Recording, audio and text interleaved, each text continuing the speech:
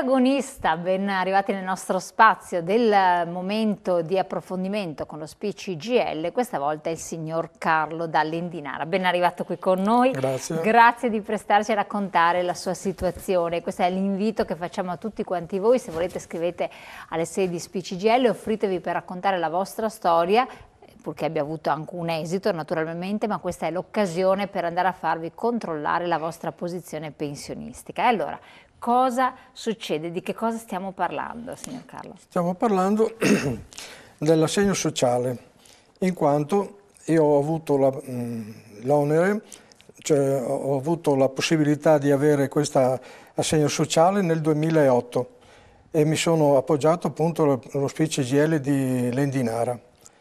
E quindi tramite il loro interessamento ho avuto l'opportunità di avere questo assegno sociale. Cos'era successo e perché un assegno sociale? Lei ha lavorato, non ha lavorato? Cosa ci racconti brevemente? Ho fatto tante esperienze, però ho avuto varie vicissitudini negative nel mio percorso, in quanto ho dovuto, molte volte ho dovuto cambiare attività, in quanto mi sono infortunato una mano nel 1982 e facevo la professione di geometra e mi sono infortunato la mano, sono stato fermo 5-6 mesi ed ero indeciso se continuare l'attività o meno perché avevo la mano infortunata e avendo la possibilità di disegnare appunto con la mano destra. Lei era un geometra, quindi aveva necessità, insomma. Sì, perché allora si faceva tutto a mano tramite il tecnigrafo e poi ho maturato la decisione di cancellarmi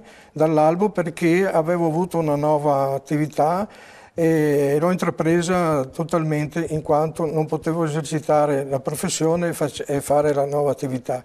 E quindi ho fatto questa nuova attività che era la consulenza finanziaria tramite il programma Italia del gruppo Fininvest.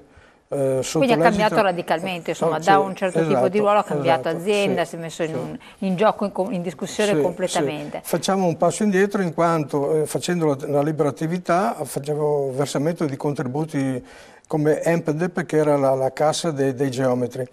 E ho avuto a un certo punto la necessità di liquidare quanto versato perché avevo l'esigenza di comprare una macchina per la famiglia e mi ripromettevo nel futuro di reintegrare appunto quanto avevo liquidato.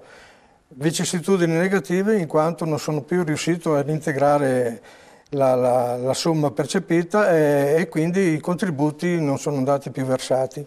Noi, cosa succede allora? Allora ho cambiato attività, è andata avanti un po' di tempo, anche questa ho dovuto smetterla in quanto ho capito che non era la mia professione che mi attendevo e quindi ho cambiato ancora attività e quindi... E si è buttato in un altro ramo ancora? Sì, ancora, ho cambiato tante volte, ma non potevo fare versamenti di contributi in quanto queste nuove attività rendevano poco. Cosa che è successa a tantissime persone, esatto. Peraltro. E niente, a un certo punto mi sono trovato che nel 2007, tramite un'associazione, mi sono rivolto perché ero all'età pensionabile di 65 anni. Il tempo passato quindi. Sì. E quindi questa associazione mi ha integrato la pratica, però non è andata a buon fine in quanto ho perso un anno. A questo punto, visto che le cose andavano a rilento, mi sono precipitato alla CGIL, allo SPI e quindi mi hanno istruito la pratica e nel 2008 ho avuto questo assegno sociale che tuttora percepisco. Quindi lei è riuscito a salvare la sua situazione con un assegno sociale che quindi non è cosa da poco, con effetto verso il passato, quindi retrattivo? Dal No, momento dal momento in avanti, se non ho avuto retratti proprio per niente. Insomma, quindi è contento dopo? Sì, e poi ho avuto anche un altro aumento proprio tramite interessamento dello SPI perché con le nuove leggine che vengono fuori, ogni volta c'è una novità, ti chiamano, ti telefonano e quindi hai la possibilità di conoscere queste nuove attività per avere dei diritti che altrimenti non vengono riconosciuti, sì, quindi a far richiesta attraverso di loro. Esatto. Allora, adesso io la ringrazio, veramente gentilissimo, in bocca al lupo per tutto quanto. Lasciamo il posto a Maria Pistorello che come sempre immancabilmente ci supporterà tecnicamente, quindi grazie ancora signor Claudio, grazie molte. E vediamo di affrontare, capire che cosa è successo al nostro ospite. Ben arrivata Maria, ben ritornata. Buonasera e anche ai nostri ascoltatori e alle nostre ascoltatrici. Un caso tosto, anche questo, certamente. E soprattutto perché mi richiama purtroppo tanti casi che in vari ambiti professionali si sono verificati e io temo si verificheranno in futuro. Perché questi cambiamenti professionali radicali, questo aver versato, non aver potuto versare perché appunto uno percepisce troppo poco e la famiglia la deve mantenere, ai certo.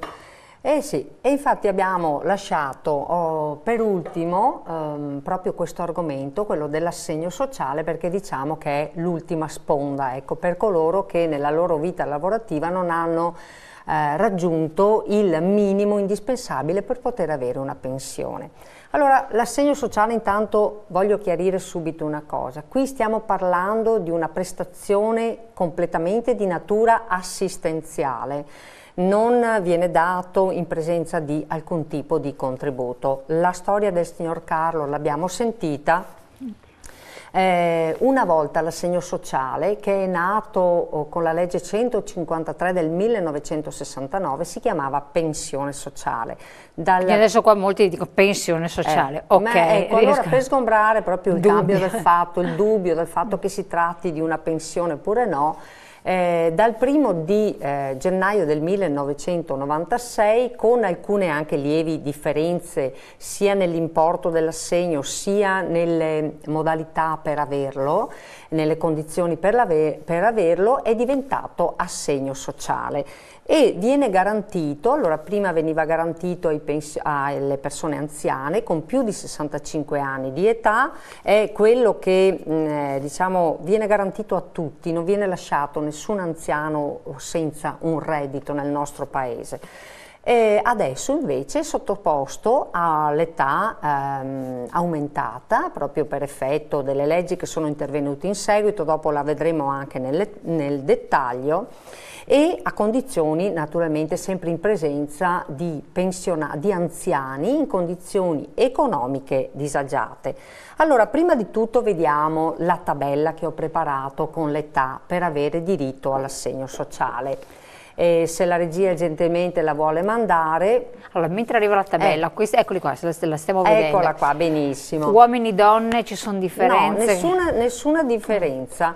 Si fa riferimento a dei limiti di reddito che poi vediamo. Allora, l'età. 2016 e 2017 l'età per aver diritto all'assegno sociale sono 65 anni e 7 mesi.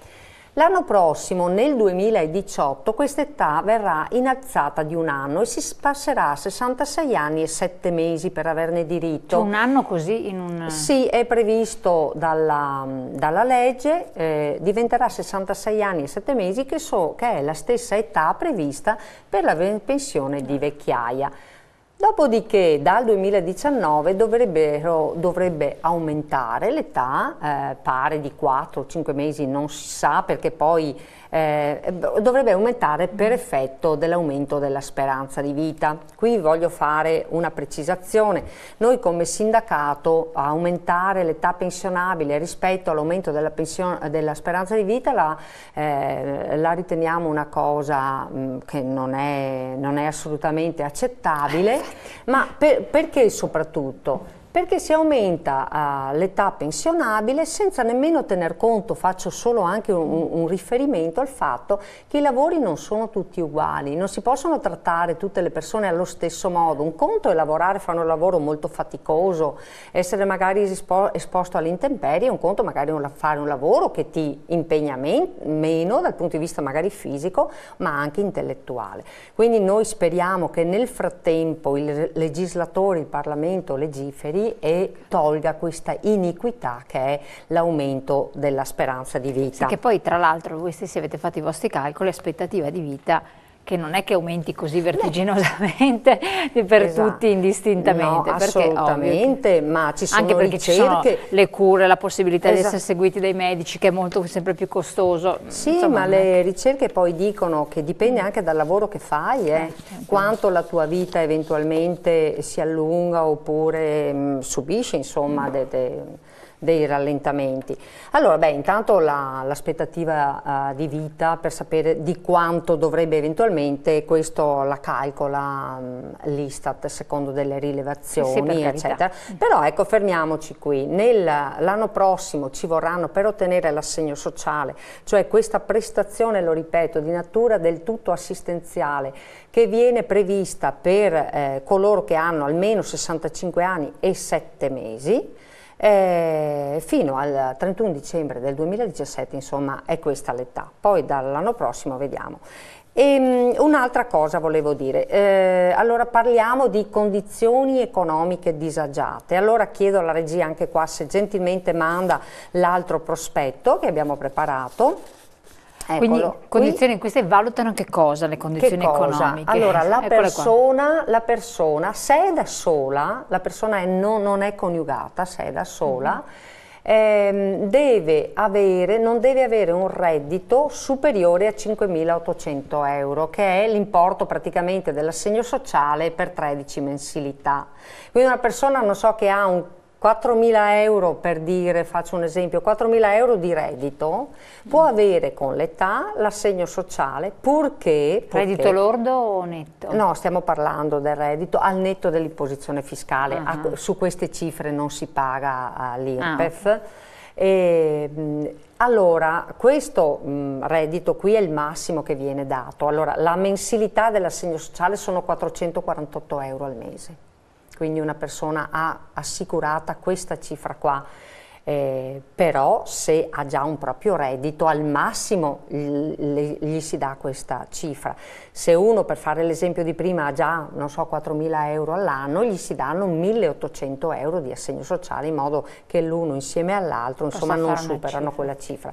Se invece la persona è coniugata, si fa riferimento soltanto al reddito del marito assieme alla moglie, e qui il limite di reddito sono 11.600 euro. Quindi stiamo parlando di persone in condizioni economiche disagiate e che non hanno i contributi sufficienti per ottenere la pensione di vecchiaia. Qui l'ISEE conta? No, non conta l'ISEE, qui contano i redditi veri e propri. Poi però c'è un'altra cosa da dire, che anche l'assegno sociale, e qui allora diciamo che l'assegno sociale di per sé potrebbe essere un diritto nascosto. Se una persona non lo sa che ne ha diritto, fa la domanda, non dà diritto ad arretrati, perché una volta fatta la domanda la pensione decorre dal mese dopo in cui si è fatta la domanda. Però anche qua potrebbero esserci diritti nascosti, come magari diceva il signore prima, il signor Carlo. Esatto, pensioni che hanno, le vecchie pensioni sociali che sono state ottenute prima del 96, che sono in essere, ma anche l'attuale assegno sociale. A partire dai 65 ai 70 anni ha diritto alla maggiorazione sociale, e oltre i 70 anni ha diritto ad avere l'incremento della pensione, fino ad arrivare con 70 anni di età ad un massimo di 638 euro. Quindi io lo dico ai nostri pensionati e alle nostre pensionate che magari hanno l'assegno sociale o la pensione sociale, se è inferiore alle 638 euro e avete già 70 anni, sappiate che passate negli uffici dello SPI-CGIL, perché potrebbe essere che avete qualche diritto da esigere all'INPS. Per quanto riguarda il signor Carlo, che abbiamo sentito prima, tra l'altro, lui quando è venuto da noi, lui è un nostro iscritto, poi abbiamo scoperto che sul suo assegno sociale aveva diritto anche alla maggiorazione sociale. Cioè, che cos'è? È quella che dicevo prima, questi soldi in più sull'assegno sociale, ed è passato, dal momento in cui noi gli abbiamo fatto l'accertamento, è passato da avere 12 euro di maggiorazione sociale al mese, è passato a riscuotere 190 euro di maggiorazione sociale al mese. Sì, perché aveva avuto il sì, esatto, ti cambia un pochettino. Ecco, la maggiorazione sociale, poi il suo incremento, danno diritto anche ad avere gli arretrati. cosa che invece, quindi questa insomma dal è momento in l'occasione per cui dire, sono maturati questi diritti. sì, poi sappiamo che dal momento in cui sono maturati al massimo per 5 anni indietro si possono ottenere anche gli arretrati. Quindi questa è la condizione fondamentale per avere il diritto a questo assegno. Ci sono, naturalmente si tiene conto di tutti i redditi, non si tiene conto, ricordiamocelo, della casa di abitazione, quindi se la persona abita in una casa di proprietà il reddito catastale di questa casa non viene considerato, quindi non viene. Ne hanno diritto tutti i cittadini italiani, naturalmente purché residenti in Italia, se uno va ad abitare all'estero non ne ha diritto. Ne hanno diritto anche i cittadini che non sono italiani, i cittadini extracomunitari, purché siano residenti in Italia in maniera stabile da almeno 10 anni e siano in possesso della carta di soggiorno o del permesso di soggiorno di lunga durata. Quindi non è che uno viene qua a diritto, cioè ci vogliono almeno 10 anni di residenza continuativa nel nostro paese. Ne hanno diritto anche i cittadini comunitari, se ci fosse qualche cittadino di uno Stato dell'Unione Europea che abita in Italia e che è in condizioni economiche disagiate, con quelle condizioni che dicevo prima, età e reddito, ha diritto ad avere questo sostegno. Diciamo che è un sostegno, ecco, noi sentiamo parlare spesso, no, di questa idea che si ha di introdurre nel nostro paese un reddito minimo di inserimento, come vogliamo chiamarlo, reddito di cittadinanza, eccetera, per tutte le età, no, per i giovani, i meno giovani, eccetera. Per adesso c'è ed è garantito soltanto per le persone che hanno ad oggi più di 65 anni e 7 mesi. Quindi è già un qualcosa, certo. C'è bisogno di avere questa età e quindi questo è un aspetto. Esatto. Allora, come sempre, visto che volgiamo verso il termine di questo spazio... Allora ci vuole la locandina dello SPCGL. Esatto, ricordiamo sì. come fare, perché giustamente ci sono tanti telespettatori che ci chiamano costantemente e allora diamo le informazioni. Sì, questa è la nostra locandina, ormai i nostri telespettatori e telespettatrici la conoscono bene. Qui adesso rimarrà il tempo necessario perché, carissimi che ci state ascoltando, se non sapete dov'è la sede CGIL più vicina a casa vostra, segnatevi il numero di telefono della sede provinciale dello SPI, vedete qui sono elencate tutte le sedi, e telefonate per dire dov'è. Nelle nostre sedi potete trovare la consulenza, potete chiedere che vi stampino nel sito dell'INPS la vostra busta paga di pensionati e potete anche farvi controllare la pensione e capire se avete dei diritti tra virgolette nascosti che potete esigere e quindi in questo modo portare a casa qualche soldino in più. Quali documenti devono essere prodotti? Perché poi la preoccupazione di molti che ci chiamano è ma io queste carte le ho perse, no, non vi preoccupate, eccetera. venite da noi, ci basta il codice fiscale, un vostro documento di riconoscimento e sì, è molto semplice, insomma. Quindi non occorre altro, perché tante volte la preoccupazione è questa. Venite tranquillamente da noi. Perfetto, allora siamo giunti al termine di questa anteprima dedicato alla risoluzione di problemi irrisolti in precedenza, sempre con lo SPCGL. Ricordatevi, informatevi, non lasciate perdere le questioni e soprattutto fatelo il prima possibile. Grazie Maria Pistorella, grazie a voi. Ritorniamo in studio dopo la pubblicità con il consueto appuntamento di approfondimento di un tema di attualità che già intuirete con i nostri ospiti.